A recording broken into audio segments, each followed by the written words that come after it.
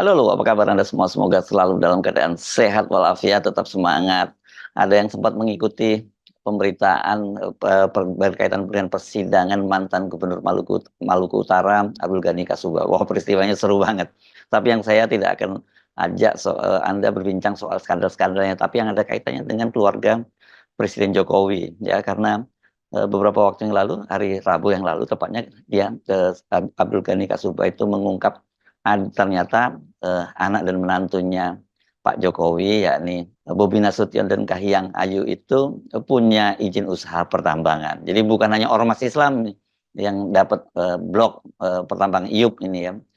Mana dan menantunya Pak Jokowi juga ternyata dapat. Tapi versinya beda-beda. Kalau menurut Kepala Dinas ESDM Maluku Utara itu namanya itu IUP itu punya Bobi, sementara kalau menurut pengakuan Abdul Ghani Kasuba itu punya Kahiyang, anaknya Pak Jokowi. Dan pada waktu itu ketika dia menjelaskan, ketika ditanya soal yang disebut sebagai kodenya itu blok medan. Nah, yang menarik itu kemudian itu beritanya ramai sekali di media, tapi ada satu berita di situsnya rri.co itu kemudian di take down gitu ya. Terus kalau Anda buka namanya not found. Nah, ini yang rame di media sosial. Saya ajak Anda untuk berbincang dengan Bung Rocky Gerong. Halo Bung Rocky, apa kabar? Anda sekarang sedang di Paris ya? Ya, saya lagi di Paris, lagi bawa atlet panjat tebing di Olimpiade Paris. Nih logonya nih. Tetapi tentu bukan soal jarak eh, waktu, tetapi isu yang relevan untuk kita bicarakan setiap hari itu. Gimana Bung Rocky? Apakah Anda mengikuti berita soal mantan Gubernur Maluku Utara dan Blok Medan ini? Ini untuk menyebut Bobi dan Kahiyang. Ya, saya mengikuti berita itu dan itu satu fakta baru betapa sesuatu yang seolah-olah tidak disembunyikan oleh sistem kekuasaan akhirnya dibuka juga tuh, dan sangat bagus bahwa seorang mantan pejabat atau mantan gubernur Maluku akhirnya berupaya untuk membantu publik memahami apa sebetulnya yang terjadi dengan kasus yang diberi quote atau sandi Blok Medan, dan itu menunjukkan bahwa begitu banyak sebetulnya hal yang di hari-hari yang lalu masih bisa disembunyikan, tapi kemudian makin lama makin terbuka karena kepentingan publik. Jadi pejabat atau mantan pejabat gubernur Maluku ini menganggap bahwa dia akan punya banyak kesalahan kalau dia tidak buka itu. Jadi ini semacam panggilan, sering saya sebut moral call, panggilan nurani untuk memulai kembali memulihkan sistem keadilan di negeri ini. Dan karena menyangkut nama besar, yaitu menantu presiden yang istrinya adalah anak Pak Jokowi, terlibat atau diduga dengan kuat terlibat di dalam skandal pemberian IUP di Maluku, padahal dia beroperasi, padahal dia berada di Medan. Jadi sekali lagi, kemampuan kita untuk mendeteksi keadaan akhir dari Pak Jokowi itu kadang-kala membuat kita mengerti bahwa memang ada banyak skandal dalam pemerintahan Pak Jokowi.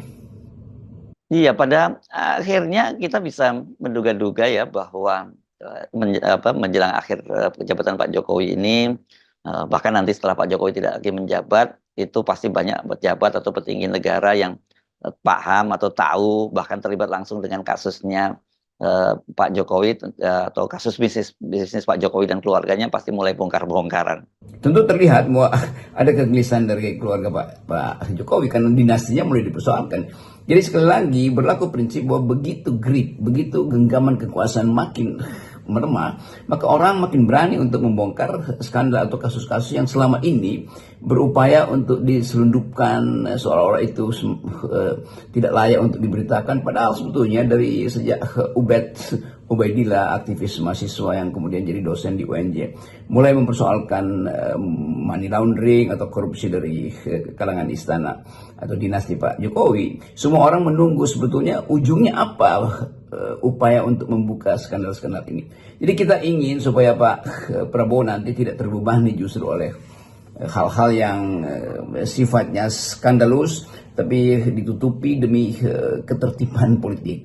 Yang lebih penting adalah memastikan bahwa ketertiban politik itu berbahaya kalau justru dia melanggar etika publik, yaitu hak rakyat untuk mengetahui skandal-skandal itu. Nah, itu memang dari sisi ininya ya, Bung Rocky, soal permainan izin usaha pertambangan ini ya. Kalau anaknya Pak Jokowi, anak dan menantu nggak mungkin diberi IUP yang bekas seperti diberikan kepada NU ya. Karena kalau NU kan bekas KPC yang punya keluarga Bakri. Nah, sekarang ini tapi juga jadi sorotan itu adalah di take down-nya konten itu, konten berita soal Blok Medan itu di situs rri.co yang notabene adalah ini milik pemerintah gitu. Jadi pertanyaan apakah ini juga bagian dari pemberedelan gitu yang mungkin dilakukan oleh Kominfo yang juga dikenal oleh sebagai orang dekatnya Pak Jokowi.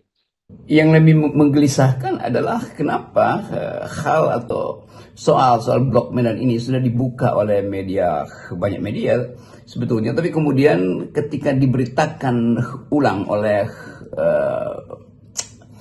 RRI yang adalah sistem informasi publik, justru RRI-nya atau berita itu dari portal pemberitaan RRI itu dihilangkan atau di take down. Ini menunjukkan bahwa masih ada pengendalian informasi dan itu tidak fair karena RRI ini bukan Radio Republik Indonesia, itu radio rakyat Indonesia, radio bangsa, radio negara, bukan radio pemerintah atau apalagi radio dinasti Jokowi. Jadi kita ingin supaya keterbukaan informasi ini dijamin. Dan penanda pertama bahwa Pak Jokowi sebagai presiden masih mau mengendalikan opini publik itu terlihat dari diturunkan artinya dihilangkannya berita di situs RRI itu. Tapi ini nggak mungkin untuk selamanya, atau bahkan berita itu sendiri akan beredar dalam bentuk gosip atau dalam bentuk sensasi-sensasi itu. Nah, sekali lagi kemampuan kita untuk membaca politik kan ditentukan oleh kecermatan kita di dalam mengintip apa sebetulnya yang disembunyikan, bukan apa yang diberitakan. Berlaku prinsip di dalam teori hermeneutika misalnya bahwa sesuatu yang dihapus sebetulnya di dalam penghapusan itu ada jejak baru, yaitu penghapusan itu sendiri. Mengapa dihapus? Itu pertanyaan politiknya tuh. Nah, sekali lagi kemampuan media massa untuk menuntun negeri ini kembali pada prinsip keterbukaan, prinsip demokrasi, keadilan dan kejujuran itu tidak mungkin punah atau tidak mungkin selesai karena justru meredupnya kekuasaan Pak Jokowi itu juga disebabkan oleh pers yang kendati terengah-engah atau masih ada rasa takut, tapi lama-lama akan jadi kebiasaan atau akan dibiasakan untuk membuka skandal-skandal ini. Dan kita tahu masih banyak skandal sebetulnya yang ada di dalam sistem Pak Jokowi yang satu waktu tidak mungkin disembunyikan selama-lamanya. Jadi berlakulah prinsip bahwa Anda bisa membohongi semua orang pada satu waktu, atau Anda bisa membohongi satu orang di sepanjang waktu, tapi Anda tidak mungkin membohongi seluruh orang di seluruh waktu. Karena itu dasar dari kejujuran, dan pers tentu tetap kita percaya mampu untuk membongkar hal-hal yang sensasional semacam ini. Tentu dengan konsekuensi bahwa persnya mungkin akan dipanggil atau dipolisikan lagi. Tapi nggak mungkin menghentikan proses yang sudah masuk di dalam wilayah publik dan dicatat di dalam kemarahan atau kejengkelan dari para netizen yang merasa bahwa kenapa hak mereka untuk mengetahui peristiwa itu justru ditutup-tutupi. Maka netizen akan melakukan tugas sebagai jurnalis independen. Setiap orang sekarang kan bisa jadi jurnalis untuk dirinya sendiri dan untuk keadilan sosial dan penegakan hukum. Ini yang segmen 3. Nah, tadi balik soal itu ya, balik soal tadi soal bisnis anak dan juga menantunya Pak Jokowi, termasuk saya kira juga Pak Jokowi ini ya.